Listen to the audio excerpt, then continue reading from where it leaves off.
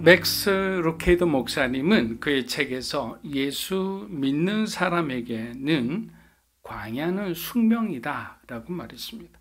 그래서 애굽과 가나안 사이에서 묶여있는 사람들이 의외로 많다라고 했습니다. 그러나 기억해야 할 것은 이스라엘에게 가나안 땅을 주셨듯이 저와 여러분에게도 하나님이 허락하시는 약속의 땅이 분명히 있다는 사실입니다.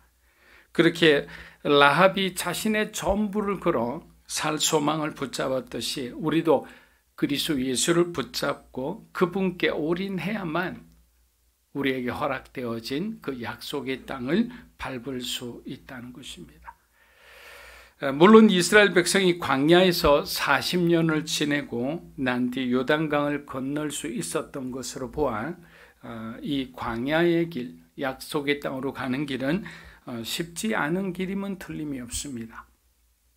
그러나 주님은 그 모든 여정 가운데 함께 해주시며 우리의 과거를 해결할 수 있는 기회도 주시고 영적으로 온전히 자유케 해주신 거예요.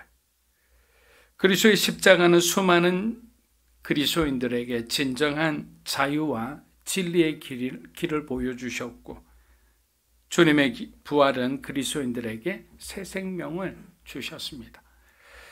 그러나 예수님과 관계없이 내 힘으로 살고자 하는 사람들에게는 아무것도 주어지지 않는다는 거예요. 이것이 굉장히 슬픈 비극입니다. 그러나 이미 삶의 방향을 세상으로 돌린 사람들에게도 아직은 희망이 있죠. 예수님이 우리에게 주신 약속이 있기 때문입니다. 예수님 낙심해 떠난 제자들에게 다음과 같은 약속을 해주셨습니다. 요한복음 14장 18절입니다. 내가 너희를 고아와 같이 버려두지 아니하고 너희에게로 오리라. 자, 예수님이 저리로 가자라고 하면 어떻게 됩니까? 그 어떤 반대와 저항 세력이 있어도 우리는 저쪽으로 갈 수밖에 없어요. 왜? 예수님이니까. 예수님은 전지전능하신 하나님이시니까. 그래서 우리가 믿는 하나님은 어떠한 분이신지를 우리가 잘 인지하지 못할 때가 있어요. 여러분을 예수님께서 이쪽에서 저쪽으로 옮기시겠다고 그냥 내가 너를 저리로 옮기리라 하면 여러분은 지금 당장 아니더라도 하나님의 시간이 어느 순간 보면 불가능한 그 벽들을, 그 많은 어려움들을 딛고 내가 저리로 가 있는 거예요. 여기도 뭐라고 했습니까? 예수님이 내가 너에게 오리라. 그러면 예수님은 반드시 오시는 거예요. 그분의 신실함과 그분의 그 약속의 정직함을 우리는 믿어야 되는 거예요. 그런데 이 말씀을 보고 우리가 아무런 감동이 없다면 우리가 예수님, 다른 말로 하면 하나님의 성품에 대해서 잘 모르는 거예요. 그래서 예수님이 하신 그 말씀을 우리가 성경을 읽으면서 그 한 단락 예수님이 선언하시고 명료하게 정의하신 부분은 그는 우리가 그것을 딱 끄집어내서 기도 제목으로 삼고 하나님 앞에 그 기도를 그 말씀 가지고 매달려야 되는 거예요. 이렇게 오신다고 하시지 않았느냐고. 하나님께서 고아와 과부와 저 불쌍한 사람들, 나그네 같은 사람을 돌보신다고 하시지 않았냐고. 그런데 왜 우리는 하나님께서 그냥 내버려 두십니까? 이런 기도를 하면 하나님이 꼼짝할 수가 없죠. 왜? 하나님께서 직접 성경을 만드시고 성경에다가 그렇게 약속하셨기 때문에. 우리도 그렇잖아요. 과거에 어떤 사람하고 얘기하다가 막 말다툼이 있다가 당신이 예전에 언제, 몇 년도 언제, 몇 시 정도에 나에게 그런 말을 했어, 안 했어? 했다는 게 기억이 오르면 꼼짝 못하는 거예요. 그럼 다 변상하고 아니면 그 약속대로 내가 다 해주어야 되는 거예요. 그러니까 말씀을 읽을 때, 묵상할 때 우리가 어떻게 받아들이느냐에 따라서 우리의 믿음은 쑥쑥 자라는 거예요. 그것이 나의 삶의 현실이 될 수 있다고 믿는 순간 그것은 기적이 되는 거예요. 기적은 어떤 사람들에게 아무에게나 임하지 않는 것은 정말 그것을 내가 내 것으로 받아들이는 것. 꿈처럼 여러분의 눈 위로 붕둥둥 떠다니는 것은 내 것이 아니에요. 떠다니는 것을 내가 믿음으로 붙잡고 내 믿음으로 내 삶 가운데 끌어내려야 되는 거예요. 하나님이 공짜로 갖다 주시지 않잖아요. 그래서 신약 성경을 보나 구약 성경을 보나 하나의 컨디션이 딱 필요해요. 믿음 또는 순종이에요. 그것이 우리 인생을 변화시키는 가장 중요한 키워드예요. 그런 믿음과 순종으로 충만하시기를 주의 이름으로 축복합니다. 그러나 주님은 이런 약속을 하신 지 얼마 되지 않아 제자들의 곁을 떠나 아버지 곁으로 갔어요. 이런 약속을 하고 도대체 이것이 어떻게 된 것일까요? 세상에는 벌어진 고아와 같은 정말 어려운 상황에서도 용기를 잃지 않고 열심히 살아가려는 사람들이 많아요. 그러나 우리가 기억해야 되는 것은 주님은 단지 우리의 어떤 환경을 바꾸기 위해서 오신 것이 아니라는 거예요. 그보다 더 큰 어떤 꿈과 비전이 있으신 거예요. 우리에게 주님은 성령을 보내주셔서 그리스도 예수 이름으로 더 많은 것을 할 수 있도록 하신 거예요. 믿으십니까? 그리스도 예수 이름이 얼마나 위대한지 모든 사람에게 또 알게 하신 거예요. 그게 바로 성령. 무서보지 하신 육체의 제한을 받으신 예수님보다 육체의 제한을 받지 않은 성령 하나님이 훨씬 더 많은 일을 할 수 있기 때문입니다. 그것은 바로 저와 여러분에게 어마어마한 축복이 되는 거예요. 골로새서 1장 22절에서 24절입니다. 이제는 그의 육체의 죽음으로 말미암아 화목하게 하사 너희를 거룩하고 흠없고 책망할 것이 없는 자로 그 앞에 세우고자 하셨으니 만일 너희가 믿음에 거하고 더 위에 굳게 서서 너희 들은 바 복음의 소망에서 흔들리지 아니하면 그리하리라. 이 복음은 천하 만민에게 전파된 바요 나 바울은 이 복음의 일꾼이 되었노라. 나는 이제 너희를 위하여 받는 괴로움을 기뻐하고 그리스도의 남은 고난을 그 몸된 교회를 위하여 내 육체에 채우노라. 자, 그리스도의 남은 고난을 그의 몸된 교회를 위해 자신의 육체에 채우겠다고 담담하게 고백하는 바울을 보면서 그가 얼마나 주님을 사랑했는지, 그 바울이 주님을 사랑하는 그 모습이 떠올라 마음속에 감동이 오랫동안 남아 있습니다. 사랑하는 여러분, 2023년 올 한 해는 우리가 찬양했듯이 여러분의 인생 중 가장 많이 예수님을 사랑하는 한 해가 되시기를 주의 이름으로 축복합니다. 우리가 예수님을 사랑한다면 여러분의 가족은 물론 우리가 불편하고 조금 멀리했던 그 사람들도 사랑할 수밖에 없어요. 예수님을 사랑하면 주님의 사랑이 이제 연결이 되니까 주님의 사랑이 나에게로 흘러와서 내가 드리는 요만큼의 사랑보다 하나님이 우리에게 주시는 사랑은 이만큼의 사랑을 내게 갚아주시기 때문에, 그러니까 결국에는 내 안에 주님의 사랑이 흘러 넘치니까 얼마나 내 사랑이 크고 확장되겠습니까? 그것이 하나님을 사랑하는 또 다른 비결인 거예요. 만약 또 불편한 사람을 사랑하는 것이 예수님이 우리에게 남겨두신 고난이라 생각하면 바울처럼 우리도 기쁘게 짊어지고 갈 수 있지 않겠습니까? 바울의 마음속에 골로새 교회는 참으로 기특한 교회였습니다. 바울의 전도팀이 개척한 교회가 아니라 에바브라를 비롯한 무명의 그리스도인들이 어려운 환경을 딛고 스스로 교회를 개척한 교회였습니다. 어떻게 보면 바울이 참 훌륭한 스승이구나라는 생각도 해봅니다. 자기가 개척한 교회를 돌보기도 바쁠 텐데 아무도 알아주지 않는 이 무명의 성도들의 수고와 헌신과 희생을 아주 귀하게 여겼기 때문입니다. 바울이 급히 감옥 안에서 편지를 쓰게 된 가장 큰 이유는 골로새 교회 안에서 예수님의 위상이 약해지고 있다는 소식을 에바브라를 통해 들었기 때문입니다.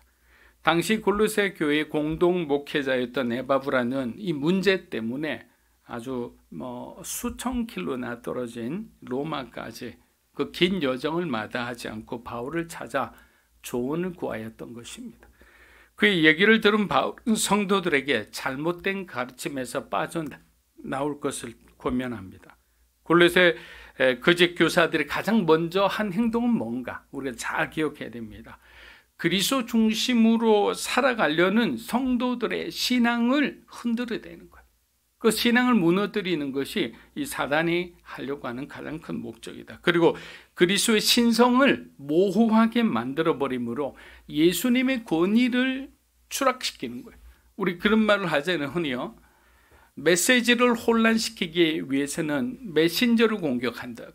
메신저가 막 오염되고 타락했다고 얘기를 하면 그 사람이 전하는 메시지도 똑같이 오염되고 타락되기 때문에 지금 그런 방법을 마귀가 먼저 사용한 거예요. 사실은 그들은 적극적으로 그리스도를 부인하지 않습니다. 그보다는 능수능란한 말씀씨로 복음의 가치를 조금씩 깎아내리는 거예요. 우리도 그렇잖아요. 어떤 한 사람 무너뜨리려면 그 사람의 인격을 조금씩 깎아내리는 거예요. 단번에 하면 저항이 있기 때문에 조금씩. 그들은 주님을 절대적으로 부인하거나 거절하는 대신에 그리스도의 이미지와 그리스도가 가진 능력을 약화시키기 시작했습니다. 사랑하는 여러분, 이단들이 교회에 침투할 때도 가장 먼저 하는 행동 수칙이 있다고 합니다. 크게 두 가지인데, 첫째는 성도들과 그리스도를 분리하라. 두 번째는 성도들과 목회자를 분리하라. 자, 여기서 분리하라는 말은 분열시키라는 말입니다. 예수를 중심으로 살아가는 성도에게서 예수를 빼앗는 순간 그 사람들은 단 순간적으로 이제는 세상 사람이 되어버리는 거예요. 예수가 없는 사람인데. 그때부터는 그들이 마음껏 요리할 수 있는 소위 밥이 되는 거예요. 그러나 바울은 구원과 생명을 위해 우리에게 필요한 것은 예수 그리스도의 사랑과 은혜밖에 없다고 말하고 있습니다.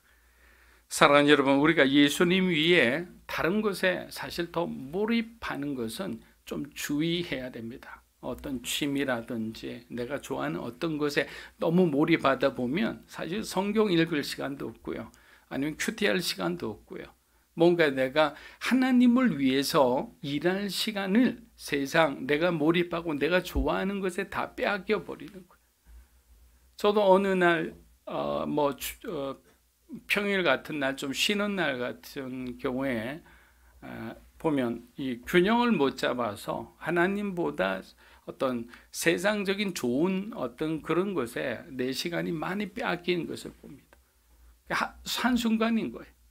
깨어있지 않으면, 의식하지 않으면, 내가 하나님이 주신 그 은혜를 기억하지 않으면 이렇게 운동장의 어떤 기울기가 기울어져 버리는 거예요. 왜냐하면 이 세상은 하나님의 창조의 가치와 그리스도의 구원의 은혜를 중심으로 돌아가지 않아요. 그것이 이유인 거예요. 모든 곳에 이 어떤 사단의 반기독교적인 정서와 가르침과 속임수들이 숨어 있는 거예요. 예전에 말씀드렸잖아요. 디즈니의 애니메이션 안에 그 수많은 동성애 코드가 들어가 있다고. 그래서 막 기독교에서 반대를 하고 그렇게 하지 않습니까? 그래서 많은 믿음의 선배들이 권면하는 것이 뭐냐? 성경을 많이 읽어라. 저는 올해 믿음으로 사는 교회 모든 성도들이 기본적으로 하나의 어떤 목표를 딱 세웠으면 좋겠습니다. 성경을 일독하겠다. 목표가 있으면 억지로라도 읽게 되는 거예요. 교회에서 성경 통독 공부도 하고 또 읽기표도 여러분들에게 나눠드려서 올해 혹시라도 실패하더라도 내년엔 성공하면 되는 거잖아요. 그래서 여러분들이 말씀을 좀 가까이 하는 것이 중요하지 않나 생각해 봅니다. 기도를 중언부언하지 않는 가장 좋은 방법은 제가 배운 방법은 뭐냐면 성경으로 기도하는 거예요. 말씀으로 기도하는 거예요. 말씀을 많이 암송하거나 기억하고 있으면 그만큼 여러분의 기도도 성장하게 되는 거예요. 그리고 하나님도 본인이 직접 하신 말씀인데 우리의 기도에 응답하시지 않을 수가 없죠. 골로새서 1장 28절에서 29절입니다. 우리가 그를 전파하여 각 사람을 권하고 모든 지혜로 각 사람을 가르침은 각 사람을 그리스도 안에서 완전한 자로 세우려 함이니 이를 위하여 나도 내 속에서 능력으로 역사하시는 이의 역사를 따라 힘을 다하여 수고하노라. 자, 바울은 목회자의 심령으로 성도들에게 말합니다. 그는 먼저 성도들을 속이고 그들의 첫 믿음인 예수로부터 떠나게 하는 거짓 이단 그리고 신앙의 오류자들과 자신은 다르다고 합니다. 제가 아까 말씀드린 대로 나는 그런 메신저가 아니라고 이야기하는 거예요.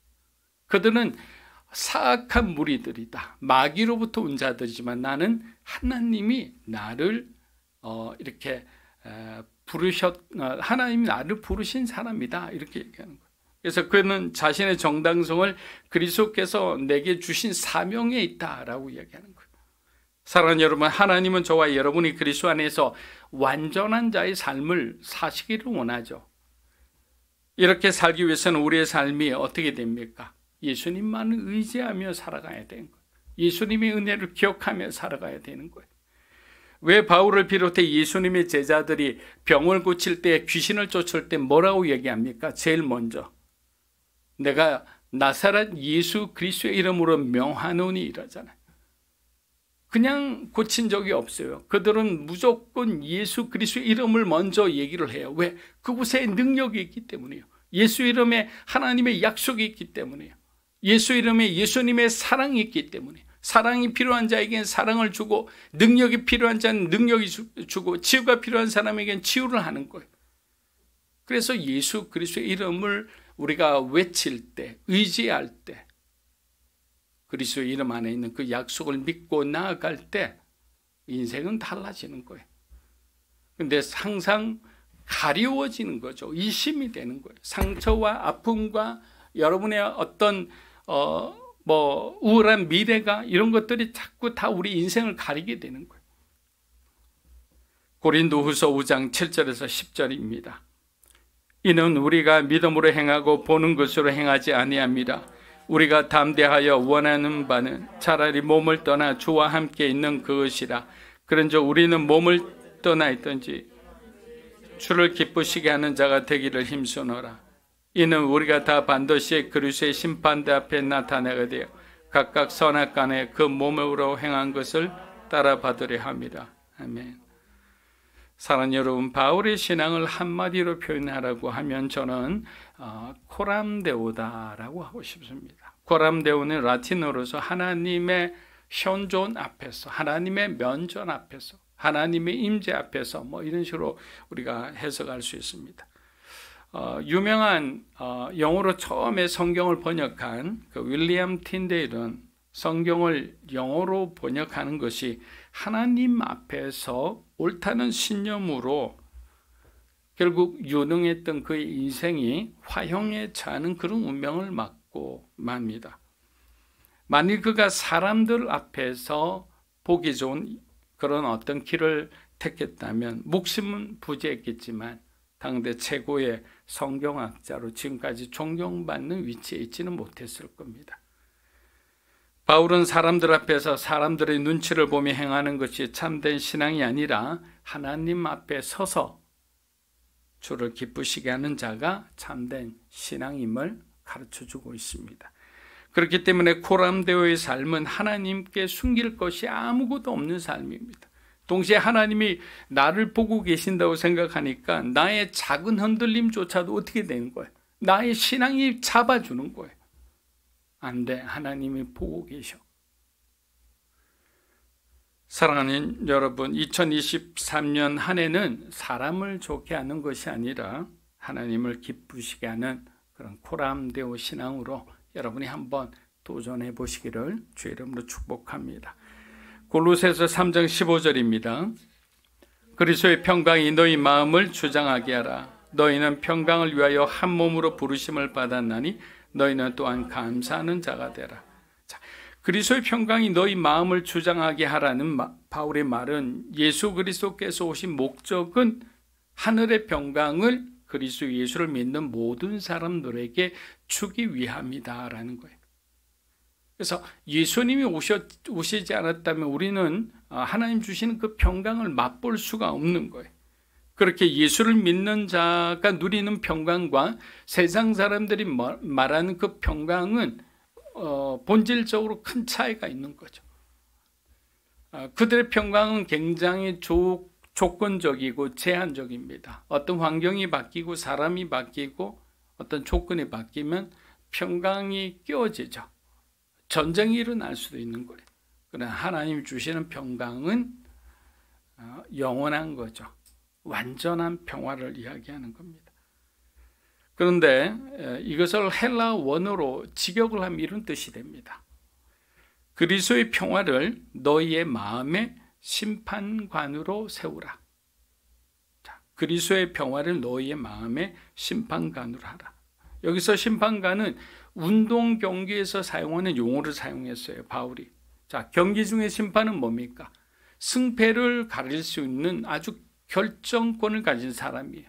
그래서 심판이 이쪽이 승리했다라면 승리하는 거예요. 뭐가 좀 부족하더라도 이 사람이 선언하면 그쪽이 승리하는 거예요. 그만큼 그리스도의 평화가 우리 마음속에 자리 잡게 되면 내가 정말 굉장히 불편한 마음들, 내가 뭔가 이렇게 좋지 않은 그런 마음들을 표현하려고 해도 그리스도의 평화, 내 마음의 심판관이 되신 주님의 평강이 그것을 다 잠잠하게 해주신다는 거예요. 하나님의 뜻 안에서 내가 인내하고 또 인내하는 나를 위로하시기도 한다는 거예요. 그러니까 그리스도의 평강이라는 것은 그냥 우리 마음에 평강을 부어주신다는 의미가 아니라 그 평강의 하나님이 나의 심판관이 되어서 내 모든 마음을 지키고 보호해 주신다는 거예요. 여러분 믿으시기를 주의 이름으로 축복합니다. 하나님이 내 안에 거하신다는 거죠. 예수 그리스도가. 하나님의 교회가 분열되지 않고 같은 마음으로 주님을 섬기기 위해서는 우리 모두의 마음에 그리스도의 평화가 심판관이 될 때 가능하지 않겠습니까? 골로새서 3장 16절입니다. 그리스도의 말씀이 너희 속에 풍성히 거하며 모든 지혜로 피차 가르치며 권면하고 시와 찬송과 신령한 노래를 부르며 감사하는 마음으로 하나님을 찬양하고. 자, 16절 말씀은 비움이 있으면 반드시 체험이 있어야 함을 보여주는 거예요. 자, 땅의 것을 비웠으면 반드시 하늘의 것으로 채웠어야 영적 공격에서 우리가 전쟁에서 우위에 설 수 있는 거예요. 이 말은 뭐냐면 지금 무엇으로 채웠냐면 과거에는 세상의 내 어떤 정욕과 내 어떤 세상을 향한 욕망과 뭐 어떤 그런 것으로 가득 채웠다면 지금은 그리스도의 말씀으로 채운 거예요. 그리고 시와 찬송과 신령한 노래와 감사하는 마음으로 채운 거예요. 여러분 만약에 이런 어떤 하나님의 것으로 채우지 않으면 누가복음 11장에 보면 이제 귀신을 쫓아낸 한 사람이 어떻게 됩니까? 그 사람이 그 다음에 하나님의 것으로 채우지 않았을 때 물 없는 곳으로 다니며 그 떠나간 귀신이 계속 다른 사람을 찾다가 도저히 안 되니까 내가 나온 곳으로 돌아가리라 하면서 7 귀신을 데리고 와서 더 그 사람의 상태가 더 나빠졌잖아요. 이처럼 우리가 하나님의 것으로 채워야 할 때 채우지 않으면 그만큼 우리 인생은 어떻게 됩니까? 더 어려운 상황으로 또 갈 수 있다는 거예요. 그래서 하나님이 우리가 뭔가를 비워냈으면 열심히 여러분들이 말씀을 보고 또 기도를 하고 예배를 드리면서 하나님의 것으로 가득 채워보시기를 축복합니다. 만약에 감사하는 마음이 내 안에 가득 차 있다고 생각해 보세요. 그럼 내 마음에 불평이 있더라도 불평이 내 삶을 다스리지를 못해요. 왜? 불평이 나오면 내 마음에 감사가 넘치니까 하나님 감사합니다. 이것도 감사합니다. 내가 작은 실수와 실패를 통해서 내가 더 큰 교훈을 얻었으니 이것도 감사합니다. 내가 지금 잠시 좌절했으나 하나님께서 내게 새로운 소망을 주신다는 그 믿음이 있으니 감사합니다. 꺾여지지 않는 신앙이야말로 가장 강한 신앙이에요. 그런데 우리는 항상 이렇게 높은 곳으로만 가려고 하는데 어떤 것은 높이 올라가야지 그것이 정상적인 나무가 있다면 등굴처럼 이렇게 파고들면서 이렇게 옆으로 가는 것들도 있다고요. 하나님이 각자 주신 소명에 맞게 살아가는 그런 다양성을 우리가 인정한다면 항상 우리가 어떤 하나의 면으로만 사람과 우리 자신을 보지는 않을 거라 생각합니다. 사랑하는 성도 여러분, 여러분에게 2023년은 어떠한 해가 되기를 원하십니까? 이번 주 올해 주제처럼 예수 이름으로 사는 한 해가 되기를 축복합니다. 예수의 이름을 의지하여 승리하는 한 해가 되기를 축복합니다. 무엇보다 예수의 이름을 나타내는 많은 사람에게 그리스도를 알게 하는 그런 소중한 한 해가 되기를 축복합니다. 마지막으로 우리의 삶을 통해 예수님을 마음껏 높여드리는 그런 한 해가 되기를 주의 이름으로 축복합니다.